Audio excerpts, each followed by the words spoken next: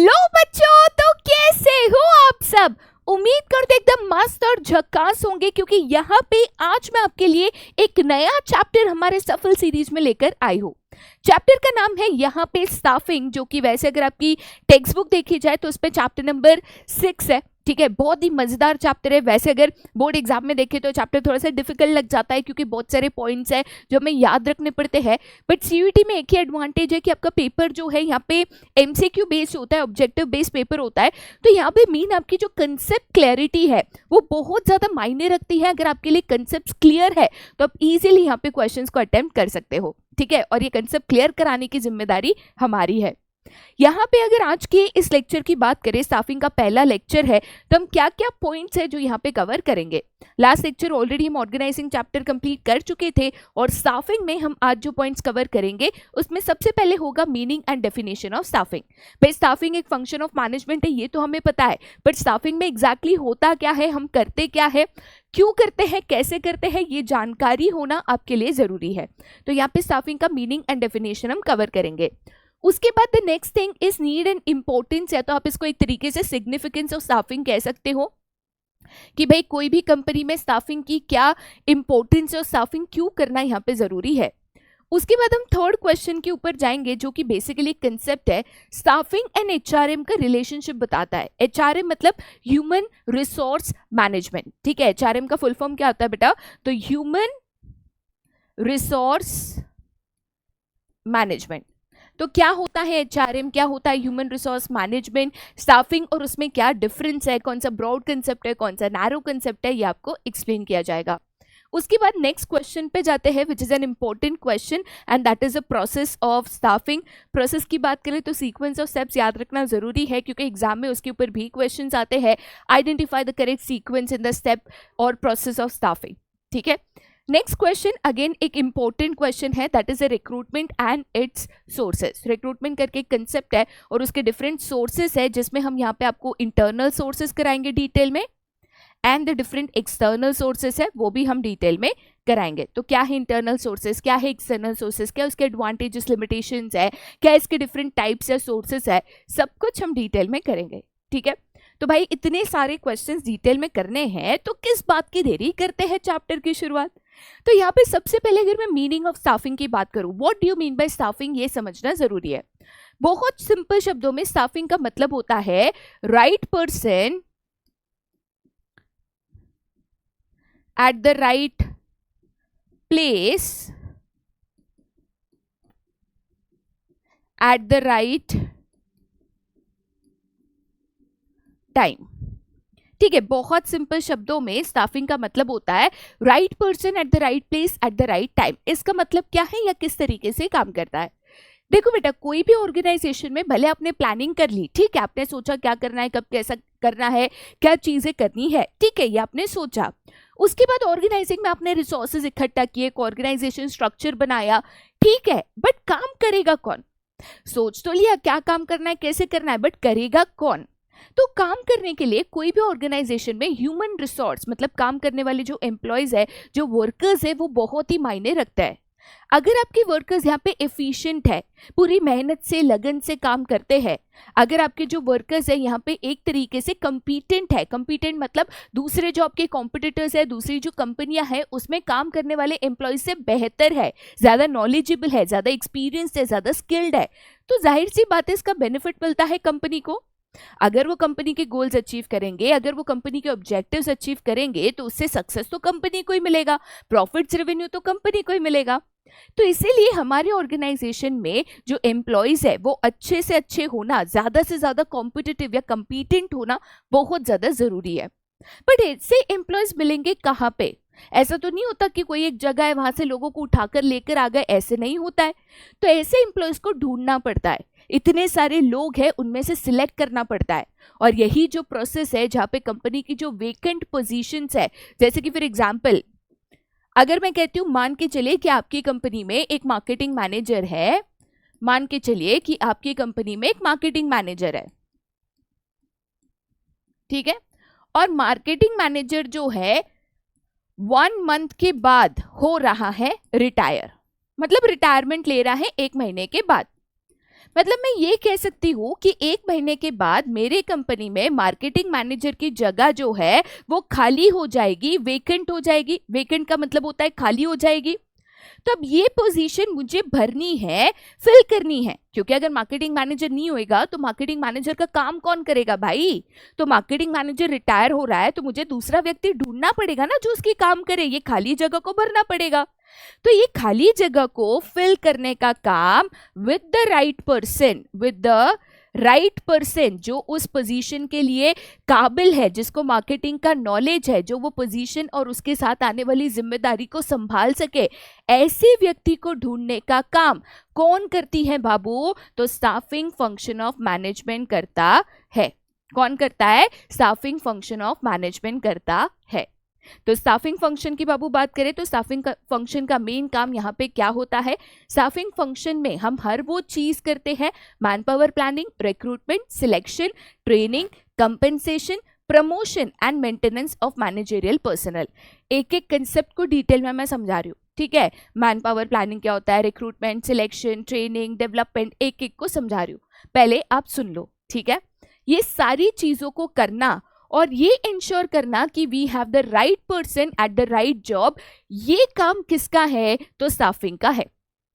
अब मैं कहती हूँ कि ठीक है, वेकेंट पोजीशन है, मुझे उसके लिए राइट पर्सन जो उस पोजीशन के लिए बेस्ट हो, जो उस पोजीशन के काबिल हो, जो वहां पे उतनी नॉलेज एक्सपर्टाइज रखे कि मार्केटिंग मैनेजर बन सके, ढूंढना कैसे है? तो उसी के लिए यहाँ पे रिक्रूटमेंट, सिलेक्शन, ट्रेनिंग इसका इस्तेमाल किया जाता है। एक एक कंसेप्ट मैं आपको डिटेल में यहाँ पे समझाती हूँ। जैसे कि फॉर एग्जाम्पल सबसे पहले मेरे पास कौन सी पोजीशन वेकेंट है या कौन सी जगह यहाँ पे खाली हो रही है, तो मार्केटिंग मैनेजर की जगह खाली हो रही है, बराबर। अब मैं चाहती हूँ कि मुझे सबसे बेस्ट व्यक्ति जो इस जगह के लिए सबसे ज्यादा सूटेबल है, जो यहाँ पे बहुत अच्छा काम करके हमारी कंपनी को आगे ले जा सकता है, मुझे ऐसा व्यक्ति ढूंढना है। तो ऐसा व्यक्ति मिलेगा कहाँ से? तो इसीलिए हम यहाँ पे सबसे पहले करते हैं रिक्रूटमेंट। क्या करते हैं बाबू? रिक्रूटमेंट करते हैं। रिक्रूटमेंट का मतलब क्या होता है, या रिक्रूटमेंट एज अ कंसेप्ट क्या कहता है? रिक्रूटमेंट का मतलब होता है टू अट्रैक्ट और इंड्यूस। इंड्यूस मतलब एक तरीके से कन्विंस मैक्सिमम पीपल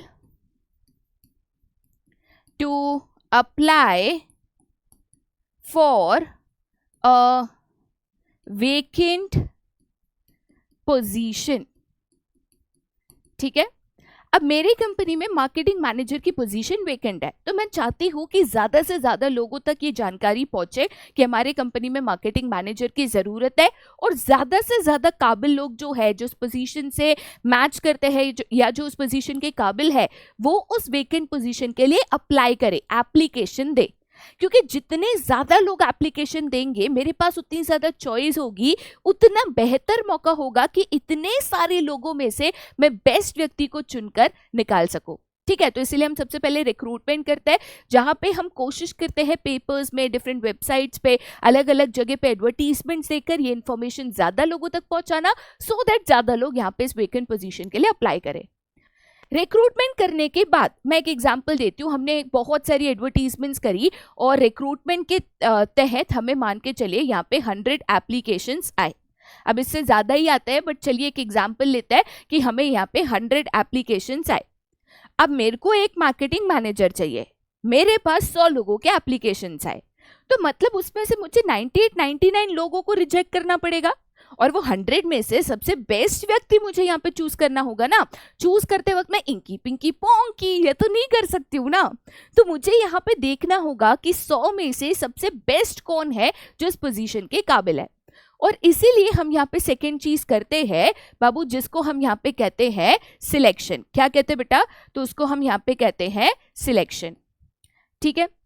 सिलेक्शन की अगर हम बात करें तो सिलेक्शन का मतलब यहाँ पे क्या होता है? सिलेक्शन का मतलब अर्थ या मेन एम होता है to select the best and most appropriate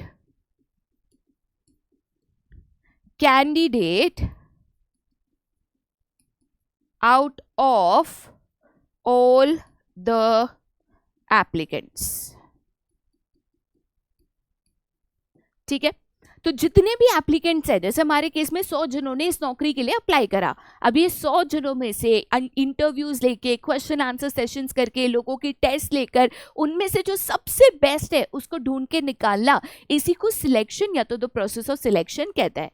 selection करने के बाद अगर नया एम्प्लॉय है, ठीक है, उसको मेरी कंपनी में क्या कायदे कानून प्रोसेस है, किस तरीके से काम किया जाता है, इसकी शायद जानकारी ना हो, तो इसीलिए उस नए एम्प्लॉय को ट्रेनिंग देना, ठीक है, वो करियर में आगे कैसे बढ़ सकता है, करियर में ग्रो कैसे कर सकता है, उसके डेवलपमेंट के बारे में सोचना, उस व्यक्ति की क्या सैलरी होगी, कितना बोनस होगा, ठीक है, उसको कितने इंसेंटिव्स मिलेंगे, क्या क्या फैसिलिटीज एंड पर्क्स मिलेंगे, ये चीजें सोचना, मतलब कंपेंसेशन को सोचना। साथ ही साथ ये कोशिश करना कि हमारे पास जितने भी एम्प्लॉयज है, देखो बाबू, अगर आपकी कंपनी में अच्छे एम्प्लॉयज है जिसकी वजह से कंपनी सक्सेसफुल है, जिसकी वजह से कंपनी ग्रो एक्सपैंड कर रही है, तो एम्प्लॉयज को मेंटेन करना, कोशिश करना कि वो एम्प्लॉयज आपकी कंपनी में बने रहे, वो एम्प्लॉयज आपकी कंपनी छोड़कर ना जाए, वो एम्प्लॉयज आपकी कंपनी में सैटिस्फाइड रहे, ये स्टाफिंग करता है। तो चाहे नए एम्प्लॉयज को ढूंढना हो, चाहे उनका इंटरव्यू लेकर बेस्ट एम्प्लॉय को सिलेक्ट करना हो, एम्प्लॉय कंपनी में नौकरी ज्वाइन करे उसके बाद उसको चीजें सिखाना हो, उसकी क्या सैलरी पर्क्स इंसेंटिव्स होंगे ये डिसाइड करना हो, और ये एम्प्लॉयज हमारे कंपनी में बने कैसे रहे, ये सारी चीजें बेटा स्टाफिंग करता है। तो recruitment, selection, training, compensation and ensuring that the managerial personnel stay in the organization। ठीक है, चलिए आगे जाते बेटा to the definition of staffing. एक डेफिनेशन जो यहाँ पे नूट्स एंड ओडोनल ने यहाँ पे दिया हुआ है। नूट्स और ओडोनल के शब्दों में स्टाफिंग का मतलब क्या होता है? तो स्टाफिंग का मतलब होता है मैनिंग द ऑर्गेनाइजेशनल स्ट्रक्चर। अब देखिए बेटा, ऑर्गेनाइजेशनल स्ट्रक्चर बनाते वक्त जो हमने फंक्शन ऑफ ऑर्गेनाइजिंग में किया था, हमारे कंपनी में कितने डिपार्टमेंट्स होंगे, हर एक डिपार्टमेंट पे क्या डिफरेंट पोजीशंस होगी, ये तो हमने डिसाइड कर लिया, बट वो पोजीशंस खाली है। मैंने बस ये कह दिया कि मार्केटिंग में एक मैनेजर होगा, एक असिस्टेंट मैनेजर होगा, 10 अदर एम्प्लॉयज होंगे, बट इनको लाना, मैनेजर्स को लेकर आना, ये स्टाफिंग करता है। देखो बच्चे ना ऑर्गेनाइजिंग और स्टाफिंग में कंफ्यूज हो जाते हैं। बच्चे कहते हैं यार मैनेजर असिस्टेंट मैनेजर लाना स्टाफिंग करता है कि ऑर्गेनाइजेशन करता है? ऑर्गेनाइजिंग नहीं करता। ऑर्गेनाइजिंग सिर्फ ये बताता है कंपनी में कितने डिपार्टमेंट्स होंगे, हर एक डिपार्टमेंट में क्या क्या पोजीशंस होगी, लेकिन वो पोजीशन में डिफरेंट एम्प्लॉयज को सिलेक्ट करके पोजीशंस को भरना स्टाफिंग करता है। ठीक है, तो मैनिंग का मतलब होता है वो खाली पोजीशंस जो हमारे ऑर्गेनाइजेशन स्ट्रक्चर में है उसको भरना, और भरते वक्त इंकी पिंकी पोंकी नहीं करना, प्रॉपर इनका recruitment, selection, appraisal and development के बारे में सोचना, हर एक व्यक्ति क्या काम करेगा, उसकी क्या अथॉरिटी रिस्पॉन्सिबिलिटी होगी, ये यहाँ पे डेजिग्नेट करना। ठीक है, चलिए आगे जाते बेटा फिर टू द नेक्स्ट, जो कि है यहाँ पे importance of staffing. Babu importance of staffing को ही नीड फॉर स्टाफिंग कहा गया है, इसी को सिग्निफिकेंस ऑफ स्टाफिंग कहा गया है। तो एग्जाम में काफी बार कंफ्यूज करने के लिए शब्दों को बदला जाता है, बट आपको यहाँ पे कंफ्यूज नहीं होना है। ठीक है, सबसे पहला पॉइंट है जो कि है filling the roles by obtaining most competent personnel. देखिए बाबू, एम्प्लॉय को लाना सिर्फ स्टाफिंग का काम नहीं होता है। ऐसा नहीं कि मार्केटिंग मैनेजर रेजिग्नेशन दे रहा है या रिटायर हो रहा है तो कोई भी व्यक्ति को लेकर आओ, नहीं।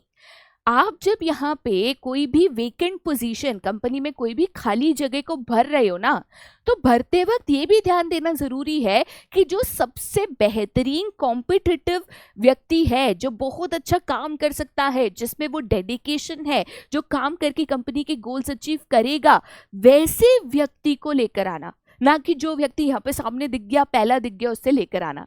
तो ऐसे व्यक्ति को खोजना, ढूंढ कर निकालना, ये स्टाफिंग का काम होता है। ठीक है, तो स्टाफिंग ही एक तरीके से कॉम्पिटिटिव एम्प्लॉयज को ढूंढते हैं, उनको ऑर्गेनाइजेशन में लाते हैं, जो कंपनी के गोल्स एंड ऑब्जेक्टिव्स अचीव करने में कंपनी की मदद करते हैं। ठीक है, next that is placing right person at the right job. देखो बाबू, यहाँ पे ना काफी बार ऐसे होता है, व्यक्ति सही होता है बट उसको जो काम दिया गया होता है ना वो गलत हो जाता है। अब जैसे फॉर एग्जाम्पल मान के चलिए आप one of the best chefs in the market यहाँ पे लेकर आए, ठीक है, एक टॉप नॉच 5 स्टार होटल के शेफ को आप लेकर आए। शेफ को आपने काम दे दिया मान के चलिए डॉक्टर का, या शेफ को आपने काम दे दिया सिक्योरिटी का। तो भाई उसका टैलेंट है खाना बनाना, ठीक है, as a chef new recipes invent करना, खाना बनाना, फूड डिजाइनिंग करना, फूड प्लेटिंग करना, उसका काम, उसका एक्सपर्टाइज फूड में है। आप उसको खाने के अलावा कोई भी और काम दे दोगे, जैसे सिक्योरिटी का या हाउसकीपिंग का या मैनेजर का, वो उसको अच्छे से नहीं कर पाएगा। कहने का मतलब ये है कि यहाँ पे सिर्फ एम्प्लॉयज को ढूंढना, काबिल एम्प्लॉयज को लाना सिर्फ काफी नहीं होता है।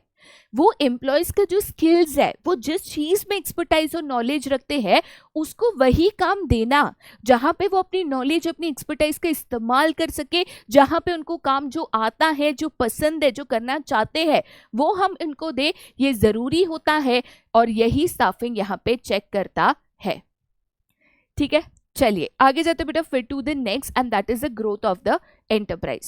देखिए बेटा, ग्रोथ ऑफ द एंटरप्राइज भी यहाँ पे स्टाफिंग के वजह से ही होता है। कोई भी कंपनी में कुछ रिसोर्सेज है जो कॉपी किए जा सकता है। अब जैसे कॉम्पिटिटर कंपनी ने नई टेक्नोलॉजी ली, आप भी नई टेक्नोलॉजी ले सकते हैं। उन्होंने अपना रॉ मटेरियल का क्वालिटी अच्छा कर दिया, आप भी कर सकते हो। उन्होंने फैक्ट्री यहाँ पे बड़ी कर दी, आप भी कर सकते हो ना। तो कुछ रिसोर्सेज ऐसे होते हैं, जैसे मशीनरी है या रॉ मटेरियल क्वालिटी है, टेक्नोलॉजी है, टूल्स है, इक्विपमेंट्स है, ये कॉपी हो सकता है। एक ही चीज है जो आपको अपने कॉम्पिटिटर से अलग बनाती है, और वो है आपके एम्प्लॉयज। तो अगर आपके एम्प्लॉयज टैलेंटेड है, स्किल्ड है, वो अच्छी सोच रखते हैं, प्लानिंग कर सकते हैं, स्ट्रैटेजीज बना सकते हैं, ये बाकी कंपनीज जो है कॉपी नहीं कर पाएगी। सेम टू सेम एम्प्लॉय दूसरा नहीं ला पाएगी। तो यही आपकी कंपनी के लिए एक बहुत बड़ा एसेट साबित होता है, और यही एम्प्लॉय जो है कंपनी के गोल्स, ऑब्जेक्टिव्स पूरे करके कंपनी को सक्सेसफुल बनाने में, ग्रो करने में यहाँ पे मदद करते हैं। ठीक है, चलिए आगे जाते बेटा फिर to the next, that is the optimum utilization of resources. Optimum utilization का मतलब होता है एक तरीके से मैक्सिमम यूटिलाइजेशन।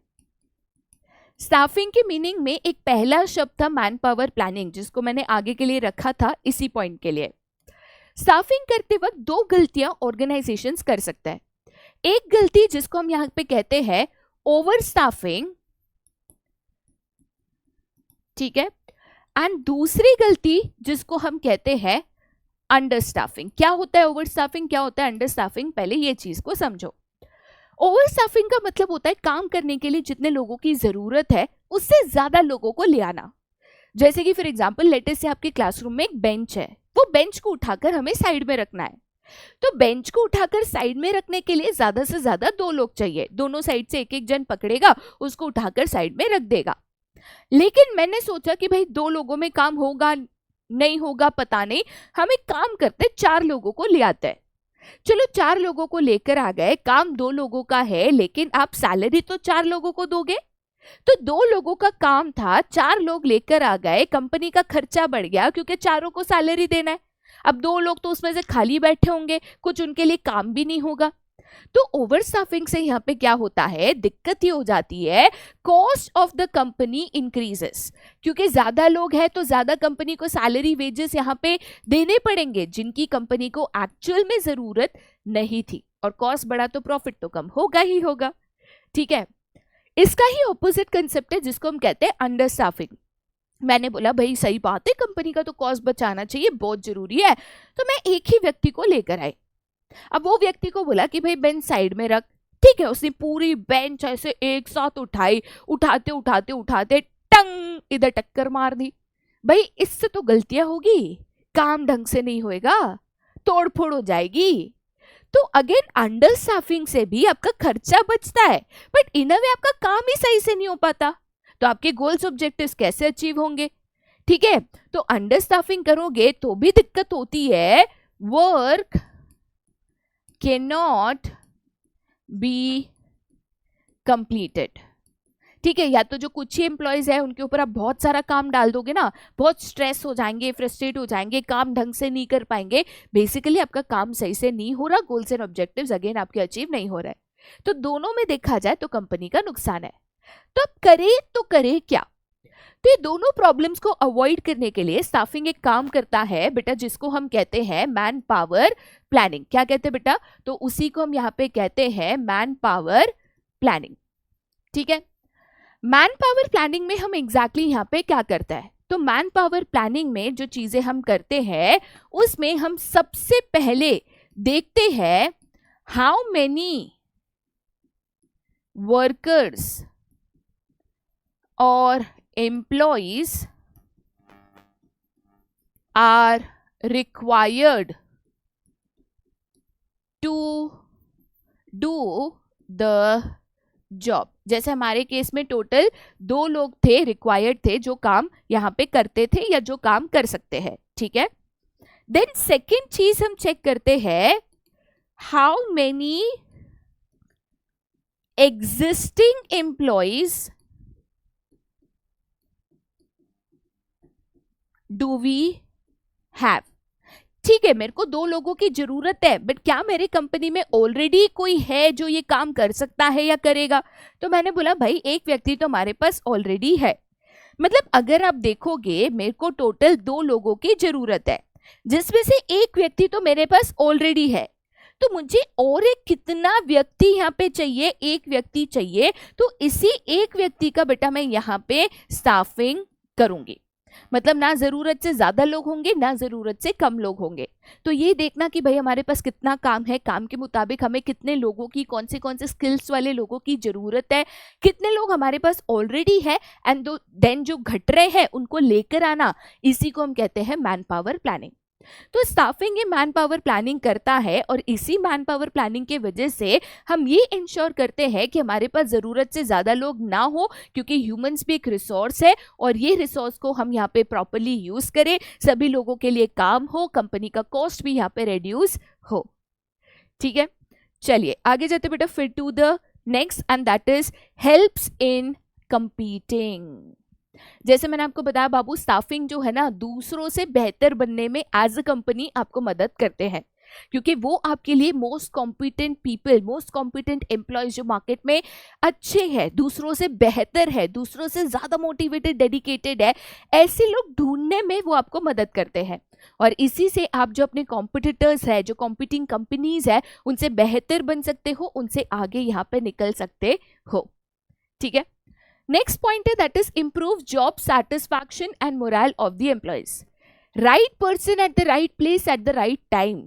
अगर आप एक एम्प्लॉय को वो काम दोगे जो उसकी एक्सपर्टाइज है, जिसमें वो माहिर है, जिसमें वो नॉलेज रखता है, वो काम करने में उसको मजा भी आएगा, एफिशिएंसी भी आएगी, स्पेशलाइजेशन का भी बेनिफिट मिलेगा. आप एक ही काम को सालों साल करते हो तो आप उसमें एक एक्सपर्ट बन जाते हो, इसी को हम कहते हैं द बेनिफिट्स ऑफ स्पेशलाइजेशन.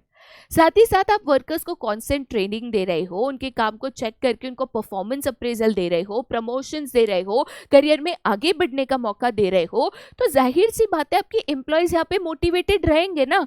उनका ऐसे ऑर्गेनाइजेशंस में काम करने का मन करेगा जहाँ पे उनको आगे बढ़ने का मौका मिल रहा है, जहाँ पे उनको अपना जो नॉलेज है, टैलेंट है, प्रूव करने का मौका मिल रहा है. ठीक है, चलिए आगे चलते बेटा फिर to the next, and that is the key to effectiveness of other functions. देखिए बेटा, प्लानिंग भी लोग करते हैं, ऑर्गेनाइजिंग भी लोग करते हैं, ऑर्गेनाइजिंग का स्ट्रक्चर भी लोग बनाते हैं, डायरेक्टिंग भी मैनेजर्स करते हैं, कंट्रोलिंग भी मैनेजर्स करता है. तो कोई भी फंक्शन करता कौन है? तो लोग करता है. ये लोग जो इन फंक्शंस को अच्छे से निभा सके, जो प्रॉपर प्लान्स बना सके, जो प्रॉपर ऑर्गेनाइजेशन स्ट्रक्चर डिजाइन कर सके, जो वर्कर्स को इंस्ट्रक्शंस दे सके, जो ये देख सके कि चीजें प्लान के मुताबिक हो रही है कि नहीं, ये लाता कौन है? तो ये लाता स्टाफिंग है ना. तो एक तरीके से स्टाफिंग ही ऐसे कंपिटेंट लोग लाते हैं जो कहीं ना कहीं बाकी फंक्शंस को अच्छे से निभा पाए. तो स्टाफिंग के कारण ही बाकी अदर जो फंक्शंस है, चाहे वो प्लानिंग हो, चाहे वो ऑर्गेनाइजिंग हो, डायरेक्टिंग हो, या फिर कंट्रोलिंग हो, ये सारे फंक्शंस इफेक्टिव सही तरीके से पूरे हो, ये स्टाफिंग ही इंश्योर करता है. ठीक है, चलिए आगे जाते बेटा फिर टू द नेक्स्ट कंसेप्ट, जहां पे एक concept of staffing and HRM यहाँ पे गिवन है. ठीक है, जनरली ना बच्चे कंफ्यूज हो जाते हैं बिटवीन स्टाफिंग एंड एचआरएम. वो कहते हैं कि मैम स्टाफिंग और एचआर दोनों सेम टू सेम चीज है, हालांकि वो है नहीं. तो इसीलिए यहाँ पे आपको concept of staffing and HRM सिखाया जाता है कि इन दोनों में अंतर है और ये दोनों डिफरेंट है. तो यहाँ पे अगर आप इस डायग्राम को देखोगे तो ये जो पूरा हिस्सा है, ये जो पूरा पार्ट है, ठीक है, ये जो रेक्टेंगल है, वो अगर आपका ह्यूमन रिसोर्स मैनेजमेंट है, जिसको हम HRM भी कहते हैं, तो स्टाफिंग जो है बस इसका एक पार्ट है, एक हिस्सा है. ठीक है, एक पार्ट है, एक हिस्सा है. तो आप ये कह सकते हो कि staffing is a part of HRM, या तो आप लिख सकते हो ह्यूमन रिसोर्स मैनेजमेंट, ठीक है। और इसका मतलब ये भी बनता है कि staffing is a narrow concept and HRM is a broad concept, ठीक है। तो यहाँ पे अगर आप देखोगे ह्यूमन रिसोर्स मैनेजमेंट, HRM जो है एक ब्रॉड कंसेप्ट है, स्टाफिंग उसका बस एक हिस्सा है, इसीलिए इसको नैरो कंसेप्ट यहाँ पे कहा जाता है। इसी को प्रूव करने के लिए कुछ इंपॉर्टेंट एक्टिविटीज ऑफ HRM यहाँ पे गिवन है कि भाई स्टाफिंग क्या करता है और HRM क्या करता है, जिससे हमें ये समझ में आता है कि HRM में ज्यादा एक्टिविटीज होती है और ये ज्यादा ब्रॉडर कंसेप्ट है, ठीक है। अगर हम स्टाफिंग की बात करें तो आपको तो ऑलरेडी स्टाफिंग का मतलब मैं बता चुकी हूँ। स्टाफिंग का मेन एम होता है ऑर्गेनाइजेशन में जो मोस्ट कॉम्पिटिटिव एम्प्लॉयज है, right person at the right place at the right time यहाँ पे लेकर आना। ये कॉम्पिटिटिव ऑर्गेनाइजेशन लोग ऑर्गेनाइजेशन में लाकर ये ध्यान देना कि ऑर्गेनाइजेशन के जो गोल्स है, जो ऑब्जेक्टिव्स है, यहाँ पे मिलकर अचीव कर सके। लेकिन अगर मैं ह्यूमन रिसोर्स मैनेजमेंट HRM की बात करूं तो HRM जो है यहाँ पे ऐसे लोगों को लाना, उनका ग्रोथ डेवलपमेंट देखना, उनको रिटेन करना, ठीक है, और ये लोग मिलकर एफिशिएंटली कंपनी के गोल्स अचीव करे, ये देखना, ये सारी एक्टिविटीज करता है। अगर मैं HRM की ब्रॉडर एक्टिविटीज कहूँ, जो एडिशनल एक्टिविटीज है स्टाफिंग के मुकाबले जो करता है, तो उसकी लिस्ट हमने यहाँ पे दी हुई है। जैसे सबसे पहली चीज जो HRM करता है that is human resource planning. इसी को हम यहाँ पे मैन पावर प्लानिंग कहते हैं, जो अभी अभी मैंने आपको समझाया कि भाई हमारी कंपनी में कितना काम है, काम के मुताबिक कितने लोगों की जरूरत है, कितने लोग एग्जिस्टिंग है और कितनी लोग हमें एडिशनल लाने हैं, ये पूरी प्लानिंग यहाँ पे HRM करता है, ठीक है। याद रखना है, आप बोलोगे मैम अभी अभी आपने स्टाफिंग में ये चीज सिखाई, बट स्टाफिंग HRM का ही पार्ट है, तो स्टाफिंग में हम जो जो काम करते हैं वो HRM में ऑटोमेटिकली आ जाएगा, ठीक है। Next that is employing people, उनका रिक्रूटमेंट करना, सिलेक्शन करना, प्लेसमेंट करना। रिक्रूटमेंट मतलब एडवर्टीजमेंट्स देके ये कोशिश करना maximum people apply for the vacant position. फिर जितने एप्लीकेशंस आते हैं उनको यहाँ पे देखकर, इंटरव्यूज लेकर बेस्ट व्यक्ति को यहाँ पे सिलेक्ट करना। सिलेक्शन के बाद यहाँ पे उनकी प्लेसमेंट्स करना, उनका क्या काम है, क्या पोजीशन है, क्या अथॉरिटी है, क्या रिस्पॉन्सिबिलिटी है, ये सारा कुछ उनको यहाँ पे बताना, राइट। उसके बाद यहाँ पे उनका डेवलपमेंट देखना, करियर ग्रोथ यहाँ पे देखना, ये देखना कि जो वर्कर्स है अपने करियर में कैसे आगे बढ़ सकते हैं, उनको different skills, different technology, different चीज़ें सिखाना, सो दैट वर्कर्स जो है अपने करियर में भी आगे यहाँ पे बढ़ सके। Next is the performance appraisal. Performance appraisal का मतलब क्या होता है, एम्प्लॉय साल भर में जो भी काम करता है उसको हम मेजर करते हैं कि भाई इसने क्या काम किया, कितना काम किया, क्या अच्छा किया, क्या बुरा किया, जिससे हम जो डिसीजंस लेते हैं कि भाई किसको प्रमोशन मिलेगा, किसको इंक्रीमेंट मिलेगा, किसको ज़्यादा इंक्रीमेंट मिलेगा, ये डिसीजंस लेने में हमें मदद होती है। नेक्स्ट है दैट इज मोटिवेशन। मोटिवेशन का मेन एम होता है कि हम वर्कर्स को ना यहाँ पे कॉन्स्टेंटली मोटिवेटेड रखे, कोशिश करें कि वर्कर्स है ना काम पे ध्यान दे, काम एफिशिएंटली एंड इफेक्टिवली करे। लेकिन बहुत बार ऐसे होता है वर्कर्स डीमोटिवेट हो जाते हैं, काम करने का उनका मन नहीं करता, उनका काम करना यहाँ पे अच्छा नहीं लगता, डेडिकेशन हट जाता है। तो इसलिए हम एज एन HRM बहुत सारे different financial, non financial incentives plan करता है। मतलब कैसे वर्कर्स को मोटिवेट कर सकता है, क्या ऑफर कर सकता है, बोनस दे सकता है, इंसेंटिव दे सकता है, कमीशन दे सकता है, कैसे मोटिवेट कर सकता है, ठीक है। नेक्स्ट है दैट इज कॉम्पेंसेशन। तो कॉम्पेंसेशन की अगर हम बात करें तो रेम्यूनरेशन ऑफ एम्प्लॉयज भी बहुत इंपॉर्टेंट है। हर एक एम्प्लॉय की जो काम है, जो पोजीशन है, जो क्वालिफिकेशन है, उसकी बेसिस पे उसकी salary, bonus, incentives, perks decide करना, ये भी यहाँ पे HRM करता है, ठीक है। उसके अलावा वर्कर्स को एक सोशल सिक्योरिटी यहाँ पे प्रोवाइड करना, ठीक है। सोशल सिक्योरिटी की अगर हम बात करें तो एक तरीके से वर्कर्स को यहाँ पे जॉब सिक्योरिटी देना कि भाई आप एक परमानेंट पोजीशन पे हो, ठीक है, आप यहाँ पे कंटिन्यू कर सकते हो, नोटिस पीरियड क्या होता है, कैसे आप कंपनी छोड़ सकते हो, एक्सेट्रा।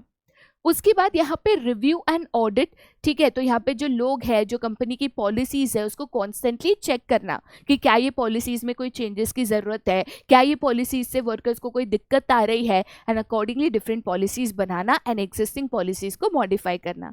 तो ये सारा काम जो है बेटा यहाँ पे एचआरएम करता है। जैसा आपने देखा होगा कुछ ऐसी चीज़ें थी जो स्टाफिंग नहीं कर रहा था, तो इसीलिए एचआरएम एक ब्रॉडर कंसेप्ट है। कंपनी में डिफरेंट पॉलिसीज, डिफरेंट ऑडिट्स करना, ठीक है, डिफरेंट रूल्स फ्रेम करना, वर्कर्स को कॉन्स्टेंटली मोटिवेटेड रखना, टीम बॉन्ड्स को इम्प्रूव करना, डिफरेंट फेस्टिवल्स एंड कल्चर्स को कंपनी में इनकॉर्पोरेट करना, ठीक है, वर्कर्स की सेटिस्फैक्शन के ऊपर काम करना, ये सब कुछ एचआरएम करता है जो कि स्टाफिंग में नहीं आता है।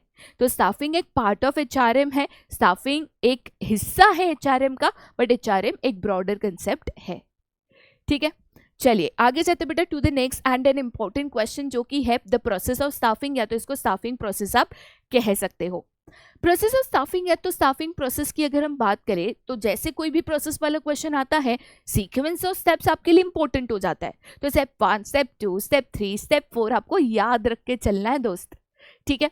स्टाफिंग करते वक्त सबसे पहला स्टेप होता है एस्टिमेटिंग मैन पावर रिक्वायरमेंट। यही होता है जिसको हम मैन पावर प्लानिंग भी कहते हैं, जिसको हम 3 सब स्टेप्स में यहाँ पे कंडक्ट करते हैं। देखो बेटा, जैसे मैंने बताया कोई भी कंपनी जनरली स्टाफिंग करते वक्त 2 गलतियां करती है, या तो वो ओवर स्टाफिंग करती है या तो अंडर स्टाफिंग करती है, जिससे दोनों में कंपनी का नुकसान है। तो ये अवॉइड करने के लिए क्या करें? तो इसीलिए सबसे पहला स्टेप होता है ये देखना कि भाई साहब मुझे एक्चुअल में कितने लोग लाने हैं। ये करने के लिए 3 सब स्टेप्स परफॉर्म किए जाते हैं। सबसे पहला स्टेप है जिसको हम कहते हैं वर्कलोड एनालिसिस। वर्कलोड एनालिसिस का मतलब ये होता है ये देखना कि मुझे एक्चुअल में कितने लोग एंड कौन से स्किल सेट के लोगों की जरूरत है काम को कंप्लीट करने के लिए, कि भाई मेरे पास क्या काम है, कितने लोग लगेंगे काम करने के लिए और कौन से स्किल्स वाले लोग लगेंगे, ठीक है। वर्कलोड एनालिसिस होने के बाद हम आते हैं सेकेंड स्टेप पे जो कि है वर्कफोर्स एनालिसिस। यहाँ पे ना हम जो एग्जिस्टिंग एम्प्लॉयज है, ठीक है, चलो मैंने बोला कि मुझे यहाँ पे 100 लोग चाहिए, लेकिन पूरे 100 लोग लाने की जरूरत नहीं होगी ना, कुछ लोग तो ऑलरेडी कंपनी में काम कर रहे होंगे मे बी। तो पहले ये देखो कि आपकी कंपनी में ऑलरेडी एग्जिस्टिंग कितने लोग हैं जो कि इस स्किल सेट से मैच हो रहे हैं और कंपनी में काम कर रहे हैं, ठीक है। तो यहाँ पे मान के चलिए मैं कह रही हूँ कि वर्कलोड एनालिसिस के मुताबिक मुझे 100 एम्प्लॉयज की जरूरत है ऑफ डिफरेंट स्किल सेट्स एक प्रोजेक्ट को करने के लिए। मैंने जब वर्कफोर्स एनालिसिस किया तो उसमें से 60 एम्प्लॉयज जो है ऑलरेडी मेरे कंपनी में एग्जिस्टिंग है, ऑलरेडी मेरे कंपनी में काम कर रहा है। तो इन दोनों को अगर मैं कंपेयर करूं, 100 लोगों की जरूरत है जिसमें से ऑलरेडी मेरे पास 60 लोग हैं, तो बचे कितने बेटा? तो 40 लोग बचे जिसकी मुझे जरूरत है, जिसकी कमी है, और ये 40 लोग जो है ना इन्हीं का मैं यहाँ पे स्टाफिंग करूंगी। तो ना मेरे पास जरूरत से ज्यादा लोग होंगे और ना ही मेरे पास जरूरत से कम लोग यहाँ पे होंगे, ठीक है। तो दोनों को कंपेयर करो, अकॉर्डिंगली देखो कि भाई साहब कितने लोगों की कमी है और उतने ही लोगों का स्टाफिंग करो, ठीक है। तो पहला स्टेप आपने estimation of man power need आपने किया कि भाई आपको एग्जैक्टली कितने लोगों की कंपनी में जरूरत पड़ रही है। ये करने के बाद मुझे पता चल गया कि 40 लोगों की कमी है, 40 लोग मुझे और लेकर आने हैं, 40 लोगों का स्टाफिंग करना है। फिर मैं सेकेंड स्टेप पे जाती हूँ जो कि है द स्टेप ऑफ रिक्रूटमेंट। याद रखना है रिक्रूटमेंट एक पॉजिटिव प्रोसेस है, ठीक है, क्योंकि रिक्रूटमेंट यहाँ पे क्या कहता है, पॉजिटिव प्रोसेस इसको क्यों कहता है? रिक्रूटमेंट का मेन काम क्या होता है, जैसे मैं आपको ऑलरेडी बता चुकी हूँ, जो भी वेकेंट पोजीशंस है उसके लिए मैक्सिमम लोग अप्लाई करे ये कोशिश करना। तो 40 एम्प्लॉयज चाहिए, ये जानकारी सभी तक पहुंचाना, अलग अलग न्यूज़पेपर, टीवी, वेबसाइट, अलग अलग जगहों पे एडवर्टीजमेंट्स करना कि मेरे कंपनी में ये पोजीशंस खाली है भाई साहब, अगर तुमको लगता है ना तुम उस पोजीशन से मैच कर रहे हो, काबिल हो, तो अप्लाई कर दो। तो रिक्रूटमेंट है ना, कहता है आने दो आने दो आने दो और लोग आने दो। तो रिक्रूटमेंट कोशिश करता है कि मैक्सिमम लोग यहाँ पे वेकेंट पोजीशंस के लिए अप्लाई करें, ठीक है, उनको अट्रैक्ट करता है, इंड्यूस करता है कि ज्यादा से ज्यादा लोग यहाँ पे खाली पोजीशन के लिए अप्लाई करें, और इसीलिए इसको एक पॉजिटिव प्रोसेस कहा जाता है, ठीक है। रिक्रूटमेंट होने के बाद अब 40 लोगों की जगह 400 लोगों ने अप्लाई कर दिया, तो 400 लोगों को तो नौकरी दे नहीं पाऊंगी, तो 400 में से 40 मुझे क्या करना पड़ेगा? सिलेक्ट करना पड़ेगा। लेकिन सिलेक्शन ना बेटा, सिलेक्शन को कहा जाता है एक नेगेटिव प्रोसेस, क्योंकि सिलेक्शन है ना लोगों को निकालने के लिए जाना जाता है, लोगों को रिजेक्ट करने के लिए जाना जाता है।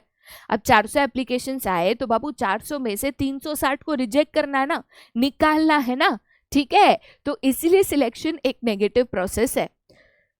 सिलेक्शन का मेन एम यही होता है कि यहाँ पे रिक्रूटमेंट के द्वारा जितने भी एप्लीकेशंस आए उनमें से जो सबसे बेस्ट, जो काबिल, जो डिजर्विंग है, कंपीटेंट है, उनको यहाँ पे ढूंढ कर निकालना, चूज करना, ठीक है। सिलेक्शन होने के बाद हम नेक्स्ट स्टेप पे जाते हैं, that is the placement and orientation. देखो बेटा, कोई भी नया व्यक्ति जब भी कंपनी में आता है तो उनको उनकी जॉब पोजीशन बताना कि भाई आपकी क्या पोजीशन होगी, आप कौन से पोजीशन पे काम करोगे, आपकी क्या जिम्मेदारी होगी, आपका क्या काम होगा, आपकी कौन सी टीम होगी, ये सारी चीज़ें उनको बताना ज़रूरी है। साथ ही साथ कंपनी के जो नए रूल्स है, पॉलिसीज़ है, इनसे वाकिफ़ कराना। अगर उनको कोई नई टेक्नोलॉजी पे काम करना है तो वो सिखाना। इसी को हम कहते हैं प्लेसमेंट एंड ओरिएंटेशन, ठीक है। उसके बाद आता है ट्रेनिंग एंड डेवलपमेंट। देखो पहले तो ये समझो, ट्रेनिंग एक अलग कंसेप्ट है, डेवलपमेंट एक अलग कंसेप्ट है। ट्रेनिंग कहता है कि भाई इसको काम करने के लिए जो चीजें आनी चाहिए ना वो उसको सिखा दो। अब जैसे फैक्ट्री में आप एक वर्कर लेकर आए, वर्कर को मशीन चलानी ठीक से नहीं आती, अब आपने सिखाया नहीं तो गड़बड़ घोटाला करेगा, चीजें यहाँ पे खराब करेगा, मशीन भी चाहे खराब कर देगा। तो हम क्या करते हैं, वर्कर्स को मशीन चलाना सिखाते हैं कि भाई देखो ये मशीन ऐसे चलती है, ये करना है, वो करना है, ऐसे करना है, कि वो ढंग से काम कर सके। ट्रेनिंग एक नैरो कंसेप्ट है, वो वही सिखाता है जो काम करने के लिए जरूरी है। लेकिन डेवलपमेंट कहता है कि भाई तुम्हारे कंपनी में अगर कोई भी वर्कर एम्प्लॉय आता है तो चाहता है ना फ्यूचर में आगे बढ़े, उसका करियर ग्रोथ हो, तो उसको नई नई चीजें सिखाना, नए नए स्किल सिखाना जो उसके काम से शायद जुड़े भी ना हो, ये जरूरी है। और यही होता है आपका डेवलपमेंट, जो किसी भी वर्कर या एम्प्लॉय के future career growth, career prospects, इसके ऊपर फोकस करता है। तो वर्कर्स को ट्रेनिंग देना अगर रिक्वायर्ड है तो उनके डेवलपमेंट के ऊपर फोकस करना ये भी जरूरी है। ट्रेनिंग देने के डिफरेंट मेथड्स होते हैं, आपके सिलेबस में है, आगे के लेक्चर में करा दूंगी, ठीक है। आगे जाते बेटा फिर to the next point, that is promotion and career planning. इसी को हम परफॉर्मेंस अप्रेजल भी कहते हैं। अगर आपकी किताब में इसको परफॉर्मेंस अप्रेजल गिवन है, कोई दिक्कत नहीं है भाई, सेम टू सेम पॉइंट है, ठीक है। परफॉर्मेंस अप्रेजल या तो प्रमोशन एंड करियर प्लानिंग का मतलब यहाँ पे क्या होता है। देखो बेटा, हर साल ये देखना कि कौन सा एम्प्लॉय कितना काम कर रहा है, कौन एफिशिएंट है, कौन इनएफिशिएंट है, कौन गोल्स अचीव कर रहा है, टारगेट्स अचीव कर रहा है, कौन नहीं कर रहा है, सो दैट हम डिसीजंस ले सके उनके प्रमोशंस को लेकर, ट्रांसफर्स को लेकर, सैलरी इंक्रीमेंट को लेकर, ये ज़रूरी है। और यही नेक्स्ट स्टेप होता है जहाँ पे हम लोगों को प्रमोशंस, ट्रांसफर्स एक्सेट्रा देकर उनका यहाँ पे करियर ग्रोथ देखते हैं, ठीक है। नेक्स्ट है that is deciding the compensation of the employees. बाबू कोई भी एम्प्लॉय कौन से पोजीशन पे है, क्या काम कर रहा है, अकॉर्डिंगली उसका कंपनसेशन डिसाइड करना कि उसकी कितनी सैलरी होगी, कितने वेजेस होंगे, कितना बोनस मिलेगा, क्या क्या इंसेंटिव्स मिलेंगे, क्या क्या एडिशनल बेनिफिट्स मिलेंगे, ये यहाँ पे किया जाता है, ठीक है। चलिए आगे जाते बेटा फिर टू द नेक्स्ट कंसेप्ट जो कि है रिक्रूटमेंट। रिक्रूटमेंट पे जाने से पहले बहुत बच्चे कहते हैं मैम हमको प्रोसेस वाले क्वेश्चन ना याद नहीं रहते, पॉइंट्स याद नहीं रहते, हम इसको भूल जाते हैं। तो आपके लिए एक छोटी सी टिप्पणी यहाँ पे देते हुए जा रही हूँ। प्रोसेसेस को अगर आप रट्टा मारने जाओगे ना, रट्टा मारने में एक बहुत गलत चीज हो जाती है कि बीच का अगर एक भी पॉइंट भूल गए ना तो पूरी चीज गड़बड़ा जाती है। तो प्रोसेसेस को याद रखने के लिए एक सिंपल सोल्यूशन है, इनको रट्टा ना मारो, इनको समझकर पढ़ो, ये बहुत लॉजिकल होता है। अब जैसे फॉर एग्जांपल मुझे स्टाफिंग करना है, ठीक है, तो मेरे को बोला मुझे नए एम्प्लॉयज चाहिए, पहला सवाल क्या होगा, कितने एम्प्लॉयज चाहिए, कौन से पोजीशन के लिए चाहिए, ठीक है, तो मतलब एस्टिमेटिंग मैन पावर नीड। उसके बाद मुझे पता है कि इतनी पोजीशंस खाली है तो मुझे उसके लिए लोग चाहिए, लोगों को मुझे बताना पड़ेगा कि भाई पोजीशंस खाली, अप्लाई करो, रिक्रूटमेंट। 40 के लिए 400 एप्लीकेशंस आएंगे बॉस, तो उसमें से अच्छे लोग ढूंढ कर निकालने होंगे, सिलेक्शन। सिलेक्शन करने के बाद नया एम्प्लॉय आया तो उसकी क्या पोजीशन है, क्या काम है, क्या जिम्मेदारी है, बताना पड़ेगा, तो प्लेसमेंट एंड ओरिएंटेशन, राइट। उसके बाद उसको काम सिखाना, नई नई स्किल सिखाना, तो ट्रेनिंग एंड डेवलपमेंट, बराबर। तो ये चीजें ना बाबू अगर आप देखोगे ना लॉजिक से आगे जाती है, तो लॉजिक से पढ़ोगे ना प्रोसेसेस आसानी से याद रह जाएंगे, ठीक है, चलिए आगे जाते बेटा फिर टू द नेक्स्ट कंसेप्ट जो कि है द कंसेप्ट ऑफ रिक्रूटमेंट। तो रिक्रूटमेंट का मतलब क्या होता है मैं आपको ऑलरेडी बता चुकी हूँ। रिक्रूटमेंट एक पॉजिटिव प्रोसेस है, मैं बार बार रिपीट कर रही हूँ क्योंकि ये चीज यहाँ पे आपको ऑब्जेक्टिव के लिए पूछी जाती है। रिक्रूटमेंट एक पॉजिटिव प्रोसेस है क्योंकि रिक्रूटमेंट का मेन काम होता है लोगों को अट्रैक्ट करना, एनकरेज करना कि भाई ज्यादा से ज्यादा लोग जो है वेकेंट पोजीशंस के लिए यहाँ पे अप्लाई करे, कंपनी को ज्यादा से ज्यादा एप्लीकेशंस यहाँ पे मिले, लार्ज नंबर ऑफ लोग जो है यहाँ पे कंपनी में वेकेंट पोजीशंस के लिए अप्लाई करे। यही रिक्रूटमेंट का मेन एम या ऑब्जेक्टिव होता है। ठीक है, बट ये किया कैसे जाता है?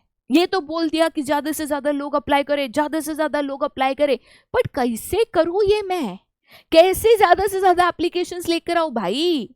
तो सोर्सेस ऑफ रिक्रूटमेंट की बात करें ना बेटा, तो जो सोर्सेस ऑफ रिक्रूटमेंट है, ये सोर्सेस ऑफ रिक्रूटमेंट को दो कैटेगरीज या टाइप्स में यहाँ पे डिवाइड किया जा सकता है।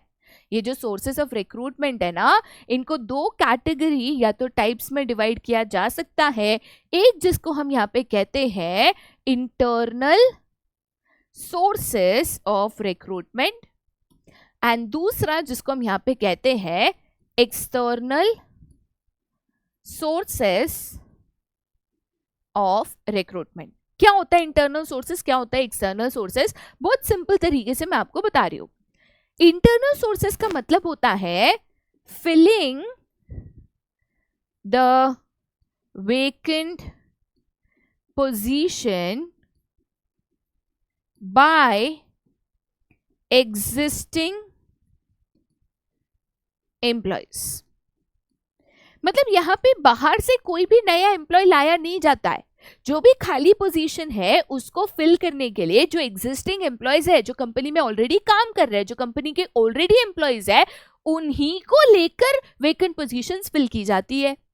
ठीक है, वैसे ही अगर मैं एक्सटर्नल सोर्सेस की बात करूं तो एक्सटर्नल सोर्सेस का मतलब क्या होता है? Filling the vacant positions in the company by a person outside the organization। तो यहाँ पे ना एक्सटर्नल रिक्रूटमेंट में आप कंपनी के बाहर से एक नया व्यक्ति लाकर, कंपनी के बाहर से एक नया व्यक्ति लाकर कंपनी की वेकेंट पोजीशंस फिल करते हो।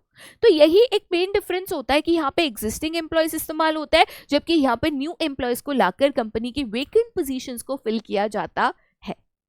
ठीक है, आगे चलते बेटा फिर टू द नेक्स्ट। अगर इंटरनल सोर्सेस ऑफ रिक्रूटमेंट की बात करें, अगर हम इंटरनल सोर्सेस ऑफ रिक्रूटमेंट की बात करें तो वो internal source of recruitment exactly क्या होता है या किस तरीके से यहाँ पे काम करता है।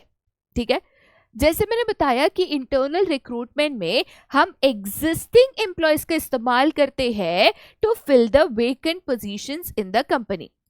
ठीक है, एग्जिस्टिंग एम्प्लॉयज को लेकर हम यहाँ पे वेकेंट पोजीशंस फिल करते हैं।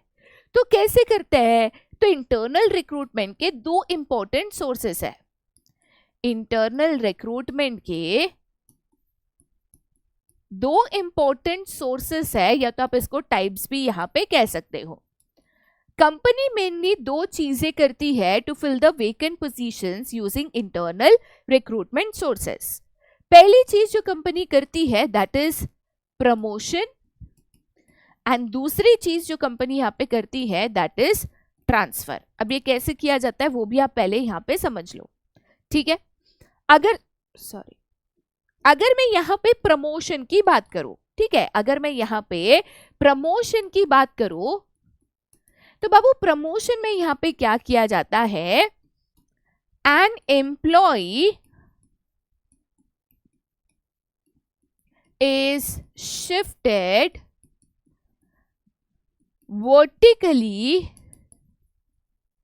upwards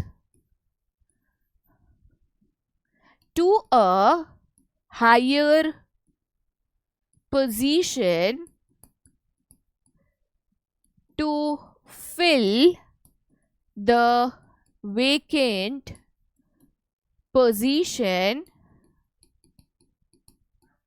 in the company. ठीक है, याद रखना है it is a vertically upward movement of the employee and generally the position, authority and salary also increases.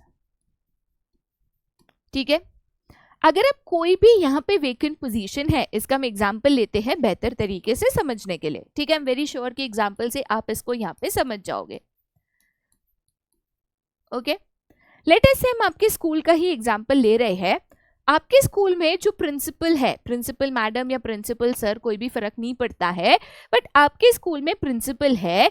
आपके प्रिंसिपल यहाँ पे रिटायर होने वाले हैं, तो अब जाहिर सी बात है प्रिंसिपल की जो पोजीशन है यहाँ पे वेकेंट हो जाएगी, यहाँ पे खाली हो जाएगी, और ये पोजीशन भरना जरूरी है क्योंकि स्कूल बिना प्रिंसिपल के तो यहाँ पे चल नहीं सकता.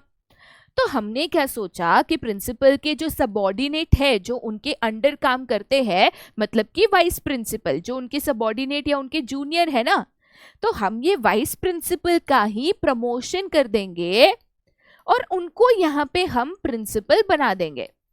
तो हमने क्या किया, वाइस प्रिंसिपल का प्रमोशन किया, मतलब उनका वर्टिकली अपवर्ड मूवमेंट हुआ है ना, और वो वाइस प्रिंसिपल से प्रिंसिपल बन गए तो उनकी पोजीशन भी बढ़ गई, उनकी अथॉरिटी भी बढ़ गई, जनरली उनकी सैलरी भी बढ़ जाएगी.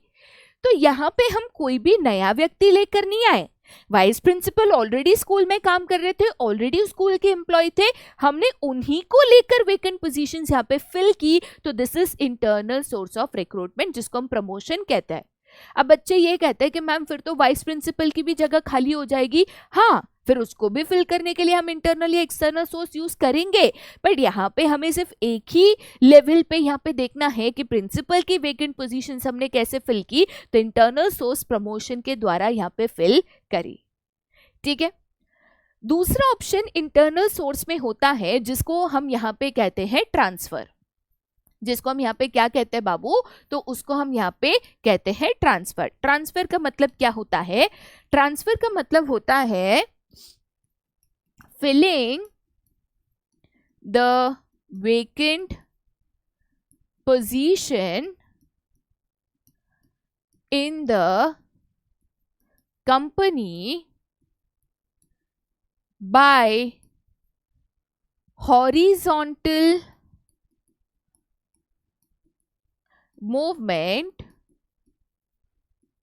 or shift of the existing employees. ठीक है, आपको याद रखना है generally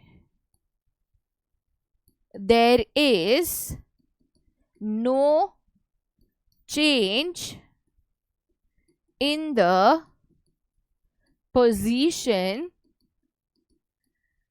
authority and compensation of the employee. ठीक है, तो यहाँ पे वर्टिकल मूवमेंट नहीं होता है, हॉरिजॉन्टल मूवमेंट होता है, जहाँ पे व्यक्ति को एक जगह से लेकर दूसरे जगह लाया जाता है, बट उसकी जो पोजीशन है, जो काम है, जो अथॉरिटी है, जो कंपनसेशन है, वो चेंज नहीं होता, वो एग्जैक्टली यहाँ पे सेम रहता है. अगर हम यहाँ पे एग्जाम्पल लेते हैं ट्रांसफर को सही से समझने के लिए, ठीक है, ओके, ठीक है, मान के चलिए कि आपके स्कूल में एक मैथमेटिक्स के टीचर है, आपके स्कूल में एक मैथमेटिक्स के टीचर है, और ये मैथमेटिक्स के टीचर यहाँ पे रिटायर हो रहे हैं. ठीक है, मैथमेटिक्स के जो टीचर है यहाँ पे रिटायर हो रहे हैं, और ये कौन सा डिपार्टमेंट है, तो लेट अस से कि ये आपका यहाँ पे कॉमर्स डिपार्टमेंट है, तो कॉमर्स के जो मैथमेटिक्स के टीचर है वो आपके यहाँ पे रिटायर हो रहे हैं। तो हमने क्या किया, साइंस डिपार्टमेंट में, हमारे साइंस डिपार्टमेंट में टोटल 4 मैथमेटिक्स के टीचर थे, टोटल 4 मैथमेटिक्स के टीचर्स थे, ठीक है। और ये 4 में एक्चुअल की जरूरत 4 नहीं थी, मतलब 2 या 3 टीचर्स में आराम से काम चल सकता था, ज्यादा मैथमेटिक्स के टीचर थे। तो हमने क्या किया, ये 4 टीचर्स में से हम एक को लेकर यहाँ पे शिफ्ट कर देंगे, मतलब साइंस डिपार्टमेंट में अब टोटल 3 टीचर्स रहेंगे और एक को हम यहाँ पे जो कॉमर्स डिपार्टमेंट है इधर हम यहाँ पे शिफ्ट कर देंगे। तो वो साइंस डिपार्टमेंट में भी मैथमेटिक्स टीचर थे, अब वो कॉमर्स डिपार्टमेंट में भी मैथमेटिक्स टीचर है, मतलब है तो उनकी पोजीशन एक ही, फर्क सिर्फ इतना है, पहले वो साइंस के स्टूडेंट्स को पढ़ाते थे, अब मैथ्स जो है कॉमर्स के स्टूडेंट्स को पढ़ाएंगे, फर्क तो सिर्फ इतना ही है ना बाबू। तो इसी को हम यहाँ पे कहते हैं ट्रांसफर। ट्रांसफर में एम्प्लॉय अगेन सेम ऑर्गेनाइजेशन का होता है, हम बस उसको एक डिपार्टमेंट से दूसरे डिपार्टमेंट या एक ब्रांच से दूसरे ब्रांच में यहाँ पे शिफ्ट कर देते हैं, फर्क सिर्फ इतना होता है, ठीक है। चलिए यहाँ पे हम इंटरनल सोर्सेस ऑफ रिक्रूटमेंट के कुछ एडवांटेजेस एंड डिसएडवांटेजेस है वो हम यहाँ पे समझ लेते हैं कि अगर कंपनी अपनी वेकेंट पोजीशंस इंटरनल सोर्सेस से फिल करती है तो उसके क्या फायदे हैं और क्या लिमिटेशंस है। अगर हम एडवांटेजेस की बात करें बाबू, सबसे पहला एडवांटेज है हायर मोटिवेशन, स्पेशली अगर आप यहाँ पे प्रमोशन को कंसिडर करोगे तो जनरली क्या होता है कि भाई मुझे पता होता है कि कल उठ के अगर मेरा बॉस रिटायर होगा या अगर वो नौकरी छोड़ेगा कोई और कंपनी में जाएगा तो मुझे मौका मिलेगा, मेरे को प्रमोशन मिलेगा, मेरी अथॉरिटी पोजीशन सैलरी बढ़ेगी, तो इससे ना लोग मोटिवेटेड रहता है, वो और मेहनत से काम करते हैं कि जब भी प्रमोशन की बारी आए तो उनको पहले प्रमोशन के लिए कंसिडर किया जाए, ठीक है। Next that is a simple process, अब वो एम्प्लॉय आपके ऑर्गेनाइजेशन का है, ऑलरेडी आपके ऑर्गेनाइजेशन में काम कर रहा है, तो उसमें कोई पेपर वर्क, इंटरव्यू, ठीक है, इतना लंबा चौड़ा कॉम्प्लेक्स प्रोसेस कुछ नहीं होता है, बस उसको यहाँ पे एक ट्रांसफर लेटर या प्रमोशन लेटर दिया जाता है और आपका काम खत्म हो जाता है। तो इंटरनल सोर्स से रिक्रूटमेंट करना काफी आसान है, स्पेशली अगर आप एक्सटर्नल सोर्स से कंपेयर करोगे, ठीक है। थर्ड है that is prepares future managers. अब जनरली अगर लेट अस से कि कोई व्यक्ति रिटायर होने वाला है तो उसका नेक्स्ट इन लाइन जो व्यक्ति होता है जिसको हम प्रमोशन देकर वो पोजीशन देने वाले होते हैं उसको हमेशा वो ट्रेनिंग देकर प्रॉपर हैंडओवर कर कर काम सिखाकर बताकर फिर जाता है। तो यहाँ पे ना हम फ्यूचर मैनेजर्स डेवलप कर रहे हैं जहाँ पे पहले से हम उनको मैनेजरियल पोजीशंस के लिए तैयार कर रहे हैं, ठीक है। नेक्स्ट ये इकोनॉमिकल है, इकोनॉमिकल का मतलब होता है कॉस्ट इफेक्टिव, क्योंकि यहाँ पे आपको पेपर्स में एडवर्टीजमेंट्स देना, देन इंटरव्यूज करना, ये सारा खर्चा जो है आपका बच जाता है, ठीक है। Next that is no over और अंडर स्टाफिंग, जितने लोग कंपनी में काम कर रहे थे उतने ही लोग हैं, ना लोग बढ़े ना कम हुए, तो यहाँ पे ना ओवर स्टाफिंग होता है ना अंडर स्टाफिंग होता है। अब ट्रांसफर से अगर ओवर स्टाफिंग हुआ भी है ना तो आप उससे मैनेज कर सकते हो और उससे आप अपने कंपनी का कॉस्ट जो है रिड्यूस कर सकते हो, ठीक है। चलिए आगे जाते बेटा फिर टू द नेक्स्ट जो कि है डिफरेंट डिसएडवांटेजेस या तो आप कह सकते हो limitations of internal sources of recruitment. अब सबसे पहला डिसएडवांटेज या लिमिटेशन है लैक ऑफ फ्रेश टैलेंट। कोई नया व्यक्ति जिसकी नई अलग हटके सोच हो, जिसको नई चीज़ों की नॉलेज हो, नई मशीनरीज की नॉलेज हो, ऐसा कोई भी व्यक्ति नहीं आ रहा। जो एग्जिस्टिंग लोग थे, जिनके एग्जिस्टिंग आइडियाज, इनोवेशंस, जिनकी नॉलेज थी, वही लोग कंपनी में काम कर रहे हैं, तो कंपनी में कोई चेंजेस आना, न्यू बदलाव आना ये नहीं हो पाता, ठीक है। नेक्स्ट है that is decrease in enthusiasm. अब जो है ना यहाँ पे एंथुसियाज्म एक तरीके से लोगों का डिक्रीज हो जाता है, क्योंकि क्या होता है जनरली अगर मुझे पता है कि कंपटीशन ज़्यादा है तो मैं ज़्यादा मेहनत करूंगी, ज़्यादा लगन से काम करूंगी, ज़्यादा यहाँ पे फाइट करूंगी। पर अगर मुझे पता है कि मेरा बॉस रिटायर होगा तो नेक्स्ट मैं ही बची हूँ, मुझे ही प्रमोशन मिलेगा, तो मैं क्यों ज़्यादा मेहनत करूँ। वो होता है ना रेस में अगर भागने वाले कम है तो ऑटोमेटिकली आपकी जो एनर्जी एंथुसियाज्म है वो कम हो जाता है, क्योंकि आपको मालूम है 3 जन से तो कम्पीट करना है भाई, उनसे तो मैं वैसे भी बेहतर हूँ। लेकिन अगर 3 के बदले 300 लोग हैं तो आप ज्यादा मेहनत करते हो, ज्यादा मन लगन से काम करते हो, ठीक है। नेक्स्ट लो प्रोडक्टिविटी। अब थोड़ा सा ना लोग इसको ढीले में लेने शुरू कर देते हैं, ठीक है, मालूम है कि आप वहीं रहोगे, आप ही का प्रमोशन होगा, तो ज़्यादा मेहनत, ज़्यादा प्रोडक्टिविटी, ज़्यादा काम करना ये लोग नहीं करते हैं, राइट।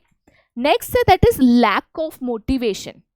अब देखो बेटा, यहाँ पे ना लोगों के पास मोटिवेशन नहीं होता है ज़्यादा काम करने का, बिकॉज कंपटीशन कम है। आप मेरी बात समझो, जितना ज़्यादा कंपटीशन होगा ना उतना आप ज़्यादा मेहनत करोगे या ज़्यादा मेहनत करने की कोशिश करोगे।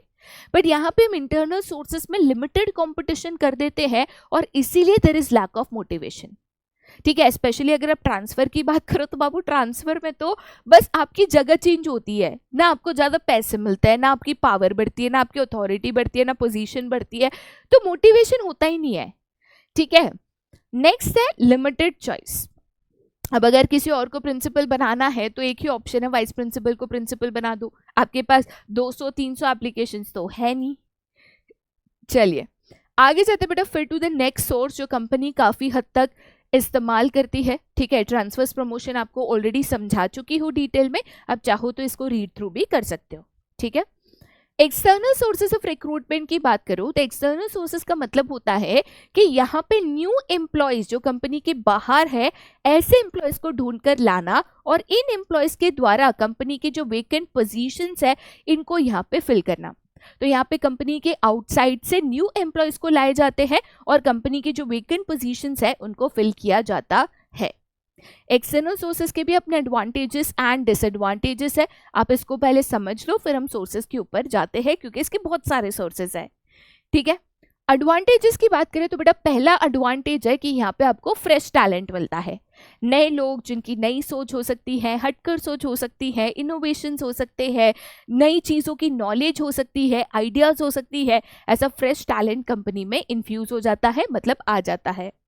नेक्स्ट, इसमें आपको वाइडर चॉइस मिलती है, मतलब आप है ना अगर एक पोजीशन का एडवर्टीजमेंट दोगे ना तो उसके लिए हंड्रेड्स ऑफ एप्लीकेशंस आएंगे, तो इतने सारे लोगों में से आप बेस्ट व्यक्ति को चुन सकते हो, ठीक है। नेक्स्ट, इसमें आपको क्वालिफाइड पर्सनल मिलेगा जो आपकी रिक्वायरमेंट स्किल सेट के मुताबिक होगा, इसके चांसेस भी ज़्यादा है क्योंकि इतने सारे लोग हैं उसमें से एक तो क्वालिफाइड पर्सनल आपको मिल ही जाएगा। नेक्स्ट, ऐसे लोग जिनको लेटेस्ट टेक्नोलॉजी की नॉलेज है, जो उन पे काम कर चुके हैं, ऐसे लोग भी आपको यहाँ पे आसानी से मिल जाते हैं। And the last, competitive spirit होती है, क्योंकि यहाँ पे कैसा है ना, एक्सटर्नल सोर्स में मुझे पता है कि 100 में से एक जन का नंबर लगेगा, तो 100 में से बेस्ट बनना, सबसे अच्छा बनना, इसके लिए कॉम्पिटिटिव स्पिरिट आ जाती है। इवन एग्जिस्टिंग एम्प्लॉयज है ना, उनको भी पता होता है कि भाई हमको ऐसे ही प्रमोशन नहीं मिलेगा, हमें भी ये 100 के साथ लड़ना होगा, प्रूव करना होगा कंपनी को कि हम उन 100 से भी बेटर है, तो हमको कंसिडर किया जाएगा। तो एक कॉम्पिटिटिव स्पिरिट आ जाती है क्योंकि उनके लिए कंपटीशन जो है यहाँ पे इंक्रीज हो जाता है, ठीक है। नेक्स्ट है that is the external sources के डिसएडवांटेजेस या तो लिमिटेशंस। पहला लिमिटेशन है एग्जिस्टिंग एम्प्लॉयज डिससैटिस्फाई हो जाता है, वो कहते हैं कि भाई साल भर मेहनत हमने करी, जब प्रमोशन की बारी आई बाहर से किसी को ले आए, है ना। नेक्स्ट दैट इज, ये एक लेंदी प्रोसेस है, लेंदी है और कॉस्टली भी है। देखो बाबू, रिक्रूटमेंट करना है, एडवर्टीजमेंट्स देना है, इतने एप्लीकेशंस आएंगे, फिर उनमें से बेस्ट एप्लीकेशंस को छांटना, बाकी को रिजेक्ट करना, फिर उनका इंटरव्यू लेना, फिर उनका पेपर्स चेक करना, बैकग्राउंड चेक करना, फिर उनको ऑफर लेटर देना, फिर उनके साथ कॉन्ट्रैक्ट करना, फिर उनकी ऑनबोर्डिंग करना, फिर उनकी ट्रेनिंग करना, ज़्यादा लंबा चौड़ा प्रोसेस है, इसीलिए टाइम भी ज़्यादा जाता है, खर्चा भी ज़्यादा होता है। तो भाई दोनों के अपने अपने फ़ायदे नुकसान है। कंपनी में कौन सी पोजीशन के लिए यहाँ पे रिक्रूटमेंट किया जा रहा है, आपके एग्जिस्टिंग एम्प्लॉयज़ क्या उसके लिए सूटेबल है कि नहीं, बहुत चीज़ें कंसिडर करनी है बिफोर आप चूज़ करो कि आप वेकेंट पोजीशन को इंटरनल सोर्स से फिल करोगे कि एक्सटर्नल सोर्स से फिल करोगे। ऑप्शन दोनों ही है, ठीक है। अगर आप चूज़ करते हो कि मुझे एक्सटर्नल सोर्स से यहाँ पे मेरी वेकेंट पोजीशन को फिल करना है, तो क्या क्या ऑप्शन है या कैसे एक्सटर्नल सोर्सेस ऑफ रिक्रूटमेंट को किया जाता है। सबसे पहला तरीका है जिसको हम कहते हैं डायरेक्ट रिक्रूटमेंट। डायरेक्ट रिक्रूटमेंट में हम क्या करते हैं, हमारी जो भी कंपनी है या फैक्ट्री है या शॉप है या दुकान है, जो भी है, उसके गेट पे या बाहर जहाँ पे चीज़ें मतलब आने जाने वाले लोगों को इजीली दिखे ना, उस जगह पे हम इस तरीके से एक वैकेंसी का पोस्टर लगा देते हैं। जैसे यहाँ पे लिखा हुआ है, we are hiring part time full time cafe counter staff, please drop off your resume, we look forward to meeting you. मतलब भाई हमको एक अकाउंटेंट चाहिए, हमको एक गेट सुपरवाइजर चाहिए, हमको एक कॉफ़ी बनाने वाला स्टाफ चाहिए, हमें एक सेल्स वाला एग्जीक्यूटिव चाहिए, हमको एक क्लीनिंग स्टाफ चाहिए।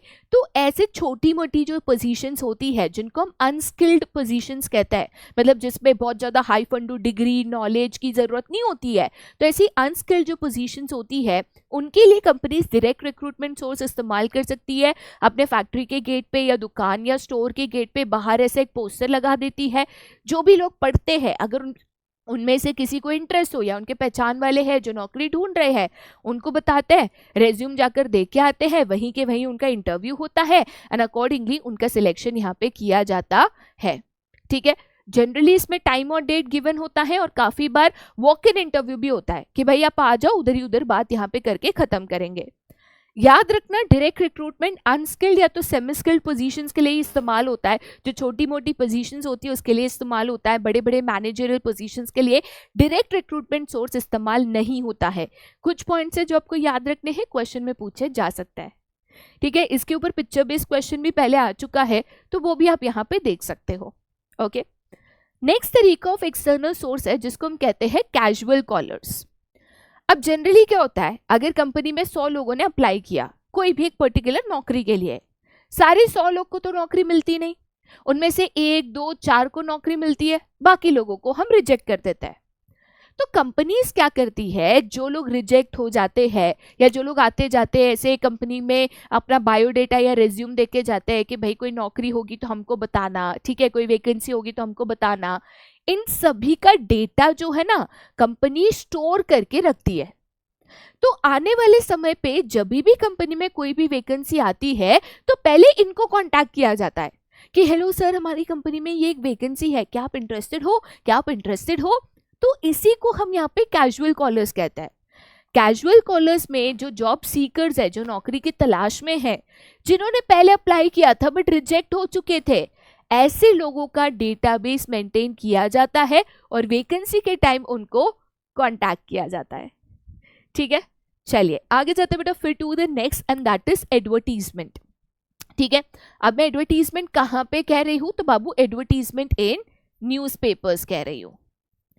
ठीक है, तो आपने देखा होगा बहुत सारे न्यूज़पेपर्स में से छोटे छोटे कॉलम्स के फॉर्म में जॉब वैकेंसीज की एडवर्टीजमेंट्स आती है। ठीक है, कि हमें प्रिंसिपल चाहिए हमारे स्कूल के लिए, टीचर चाहिए, हमें कामगार चाहिए, तो ऐसे डिफरेंट डिफरेंट पोजीशंस के लिए न्यूज़पेपर्स में कंपनी एडवर्टीजमेंट्स दे सकती है। यहाँ पे हम जो है स्किल्ड पोजीशंस के लिए भी एडवर्टीजमेंट दे सकते हैं, मैनेजरियल प्रिंसिपल लेवल पोजीशंस के लिए भी न्यूज़पेपर्स में एडवर्टीजमेंट दे सकते हैं। कौन सी जॉब है, कौन सी पोजीशन है, कौन सी जगह है, इसके बेसिस पे कौन से न्यूज़पेपर में एडवर्टीजमेंट्स देनी है, ये कंपनी सिलेक्ट करती है। हम 1 के बदले 2, 2 के बदले 3 न्यूज़पेपर्स में भी एडवर्टीजमेंट देना चाहे तो दे सकते हैं। ठीक है, नेक्स्ट है दैट इज एम्प्लॉयमेंट एक्सचेंज। ये एक लौता ना गवर्नमेंट इनिशिएटिव है। ठीक है, मैं आपको बताती हूँ ये किस तरीके से काम करता है। अब देखो बेटा, आपको भी पता है और सभी को पता है कि हमारे कंट्री की पॉपुलेशन बहुत ज़्यादा है, अगर to be precise one of the highest in the world है, और हमारी कंपनी में अनएम्प्लॉयमेंट बेरोजगारी भी काफ़ी ज़्यादा है। तो ये बेरोजगारी को कम करने के लिए या लोगों को नौकरी ढूंढने में मदद करने के लिए गवर्नमेंट ने एक इनिशिएटिव यहाँ पे लॉन्च करा था। गवर्नमेंट ने डिफरेंट स्टेट लेवल्स पे डिफरेंट एरियाज में एम्प्लॉयमेंट एक्सचेंजेस जिनकी ऑफिसेज होती है वो सेटअप की। गवर्नमेंट कहता है कि देखो, अगर आप नौकरी की तलाश में हो, अगर आप नौकरी ढूंढ रहे हो, तो आप अपना बायोडेटा, मतलब आपका क्या नाम है, एड्रेस है, क्या पढ़ाई करी है, क्या एक्सपीरियंस है, किस तरीके की नौकरी ढूंढ रहे हो, सारी डिटेल्स आप हमारे ऑफिस में आके दे सकते हो। तो मुझे एम्प्लॉयमेंट एक्सचेंज जाना है, मेरा जो बायोडेटा रिज्यूम है, फॉर्म वगैरह भरकर वो मुझे सबमिट करके आना है। अब ऐसी कंपनी जिनके पास वैकेंसीज होती है, जो एम्प्लॉयज की तलाश में होती है, वो भी एम्प्लॉयमेंट एक्सचेंजेस को कांटेक्ट करती है कि देखिए हमारी कंपनी में ये वैकेंसीज है, तो आपके पास जो भी सूटेबल एम्प्लॉयज है हमें बताइए, हम उनको कांटेक्ट करेंगे। तो यहाँ पे जो व्यक्ति जॉब ढूंढ रहा होता है, जिसको हम कहते हैं जॉब सीकर, और जो कंपनीज में वेकेंट पोजीशंस होती है, इन दोनों को मिलाने में, जॉब सीकर और रिक्रूटर को मिलाने में एम्प्लॉयमेंट एक्सचेंज मदद करता है। ये एम्प्लॉयमेंट एक्सचेंज एक इंटरमीडियरी के तौर पे एक्ट करता है। ठीक है। तो जनरली अगर आप देखोगे तो जो जॉब सीकर है, जॉब सीकर मतलब जो नौकरी की तलाश में है, ठीक है, जो नौकरी की तलाश में है, एंड जो रिक्रूटर है, ऐसी कंपनीज जिनके पास वैकेंसीज है उनको हम कहते हैं रिक्रूटर। इन दोनों को मिलाने का काम कौन करती है? तो इन दोनों को मिलाने का काम जो है वो गवर्नमेंट एम्प्लॉयमेंट एक्सचेंज करती है। और इसीलिए हम कहते हैं कि एम्प्लॉयमेंट एक्सचेंज जो है इन दोनों के बीच में एक इंटरमीडियरी के तौर पे जो इन दोनों को लिंक करे, कनेक्ट करे, उस तरीके से यहाँ पे एक्ट करता है। ठीक है, याद रखना, आप चाहे स्किल्ड लेबर हो, अनस्किल्ड लेबर हो, दोनों वहां पे जाके अपने रिज्यूम दे सकते हैं, बायोडेटा सबमिट कर सकते हैं। और जो कंपनीज यहाँ पे तलाश में होती है एम्प्लॉयज के, वो यहाँ पे इन्हीं एम्प्लॉयमेंट को एक्सचेंजेस को कांटेक्ट करके यहाँ पे एम्प्लॉयज का बायोडेटा लेकर उनको कांटेक्ट करती है। गवर्नमेंट इनिशिएटिव है, इसीलिए इसके लिए गवर्नमेंट कोई पैसा चार्ज नहीं करती है। जनरली ये एक वॉलंटरी इनिशिएटिव है, गवर्नमेंट इनिशिएटिव है, जहाँ पे वो लोगों को नौकरी ढूंढने में और कंपनीज को यहाँ पे सूटेबल एम्प्लॉयज ढूंढने में मदद करती है। ठीक है, आगे जाते बेटा फिर to the next, that is placement agencies and management consultants. अब देखिए, गवर्नमेंट एक्सचेंज, एम्प्लॉयमेंट एक्सचेंज जो काम करती है वही एक तरीके से placement agencies and management consultants करती है, पर इनका काम करने का तरीका और पर्पस डिफरेंट होता है। अब मेरी कंपनी में 40 वैकेंसीज है, 40 पोजीशंस है जो खाली है। ये 40 पोजीशंस के लिए अच्छे से अच्छे मोस्ट कॉम्पिटेंट एम्प्लॉयज मुझे ढूंढने हैं। मैं अकेले ये काम नहीं कर पा रही, तो मुझे किसी की मदद की जरूरत है। ऐसे टाइम पे हम डिफरेंट प्लेसमेंट एजेंसीज जो कि कंपनीज को कॉम्पिटेंट एम्प्लॉयज ढूंढने में मदद करते हैं, उनको हम यहाँ पे कांटेक्ट कर सकते हैं। एजेंसीज का काम होता है कंपनीज को एम्प्लॉयज या कॉम्पिटेंट एम्प्लॉयज ढूंढने में मदद करना, और इसके लिए वो कमीशन या तो फीस चार्ज करती है। तो ये जो प्लेसमेंट एजेंसीज है, आपके पास जो जो वैकेंसीज है, वैकेंसीज के मुताबिक डिफरेंट एम्प्लॉयज है या कैंडिडेट्स है या जॉब सीकर्स है, उनको कांटेक्ट करती है, उनका बायोडेटा कलेक्ट करती है, उनका एक बेसिक लेवल ऑफ इंटरव्यू लेती है, और देन आपके पास जो सूटेबल कैंडिडेट्स है, जिनको लगता है इस पोजीशन के काबिल है, उनकी डिटेल्स वो आप तक यहाँ पे भेजती है। जाहिर सी बात है, ये सब कुछ करने का वो फीस चार्ज करती है, क्योंकि ये एक तरीके से बिजनेस है जो प्रॉफिट के लिए किया जाता है। बट अगर मुझे हायरिंग करनी है बड़े बड़े मैनेजरियल पोजीशंस के लिए, जैसे मुझे कंपनी में सीईओ चाहिए, सीएफओ चाहिए, कोई जनरल मैनेजर चाहिए, तो हम ऐसे केस में मैनेजमेंट कंसल्टिंग फर्म, जिसको मैनेजमेंट कंसल्टेंट्स कहते हैं, उनको हायर करते हैं, मतलब उनको कॉन्टैक्ट करते हैं। काम वही करता है, बट ये लोग है ना, बड़ी पोजीशंस में हायरिंग के लिए इनकी एक्सपर्टाइज होती है। तो ये लोग जो टेक्निकल्स है, ठीक है, प्रोफेशनल्स है, इनको यहाँ पे ढूंढते हैं, इनसे बातचीत करते हैं, बेसिक लेवल ऑफ इंटरव्यू लेते हैं, एंड हमें ऐसे लोग ढूंढने में मदद करता है। याद रखना, प्लेसमेंट एजेंसी, मैनेजमेंट कंसल्टेंट दोनों एक बिजनेस है, और वो ये काम प्रॉफिट्स के लिए, कमाने के लिए करते हैं, जबकि गवर्नमेंट एम्प्लॉयमेंट एक्सचेंज बस एक voluntary initiative of the government है। ये एक मेन डिफरेंस है। ठीक है, चलिए आगे जाते बेटा फिर to the next, that is campus recruitment. Campus recruitment की अगर हम बात करें तो कैंपस रिक्रूटमेंट जो है वो डिफरेंट कॉलेजेस के लिए यहाँ पे काम आता है। ठीक है, जैसे मैनेजमेंट कॉलेजेस होते हैं, इंजीनियरिंग कॉलेजेस होते हैं, एक्सेट्रा, उनके लिए यहाँ पे इस्तेमाल किया जाता है, जहाँ पे वेरियस कंपनीज इन कॉलेजेस को कांटेक्ट करती हैं। कॉलेजेस में पढ़ने वाले जो स्टूडेंट्स होते हैं, ठीक है, उनको यहाँ पे डिफरेंट पोजीशंस के लिए हायर करती है। तो जैसे अगर आप कोई एमबीए की डिग्री कर रहे हो, आप सेकेंड ईयर में हो, आपका एक ही सेमेस्टर बाकी है, तो उसके पहले आपकी कंपनीज में प्लेसमेंट कंपनीज आएगी, ठीक है, आपके कॉलेज में प्लेसमेंट कंपनीज आएगी, वो स्टूडेंट्स का इंटरव्यू लेगी, और जो काबिल स्टूडेंट्स होंगे या उनको लगेंगे, उनको वो नौकरी देगी। तो यहाँ पे फ्रेशर्स को हायर करने के लिए जनरली कंपनीज जो है डिफरेंट कॉलेजेस एंड इंस्टीट्यूट्स को कांटेक्ट करती है, और जो इंटरव्यू होता है वो भी कॉलेजेस में ही होता है, इसीलिए इसको बाबू हम यहाँ पे कैंपस रिक्रूटमेंट भी कहते हैं।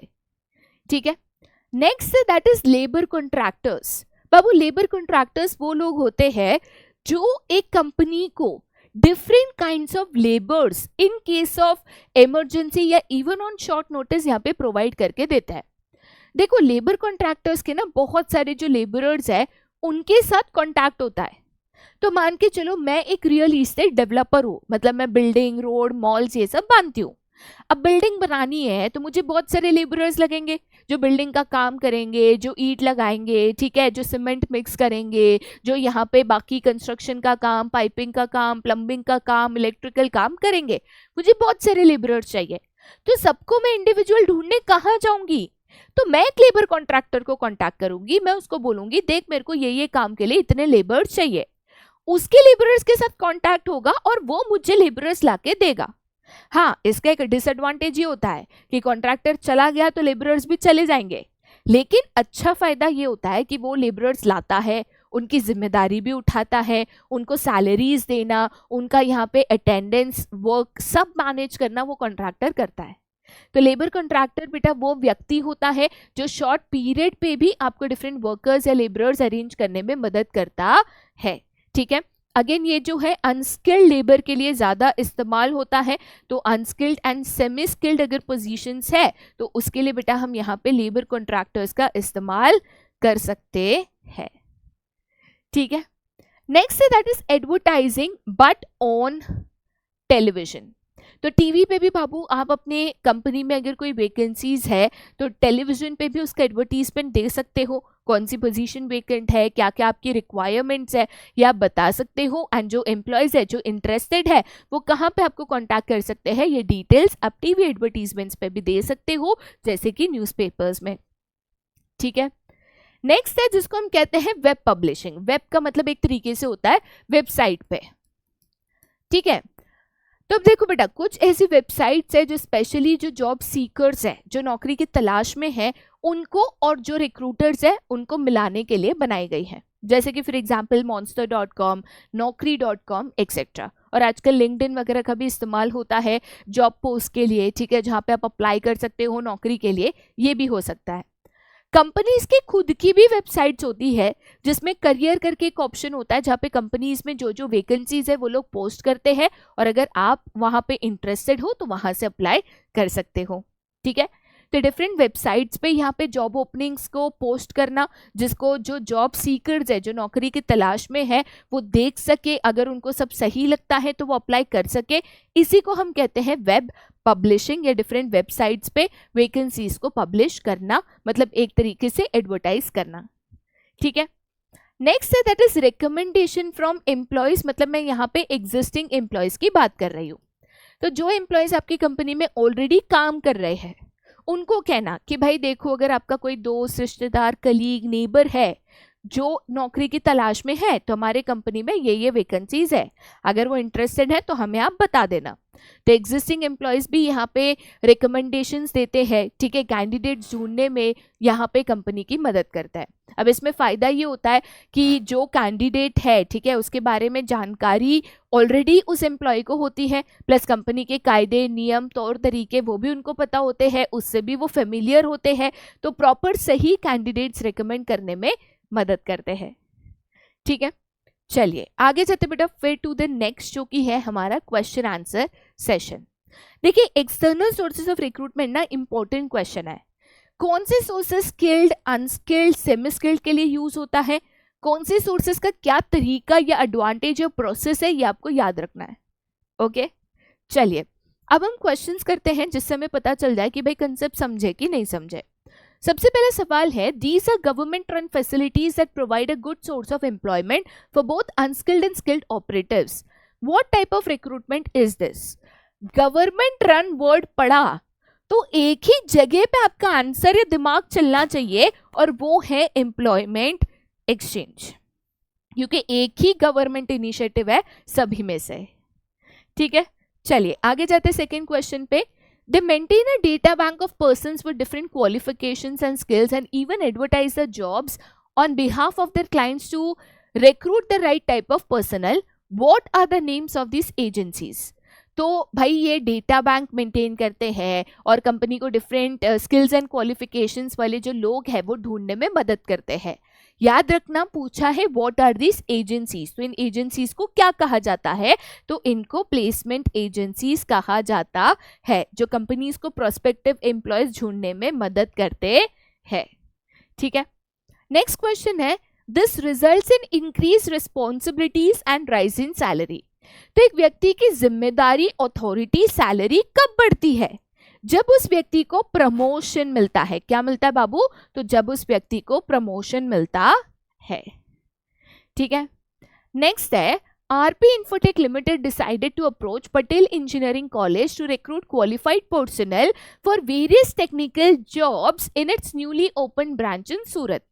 तो यहाँ पे कौन सा source of recruitment RP Infotech ने इस्तेमाल किया है? बहुत ही सिंपल सा क्वेश्चन है, एक कीवर्ड से आप जवाब बता सकते हो, बट ये जवाब आप मुझे बताओगे नीचे कमेंट सेक्शन में कमेंट कर कर। बहुत ही सिंपल सा सवाल है।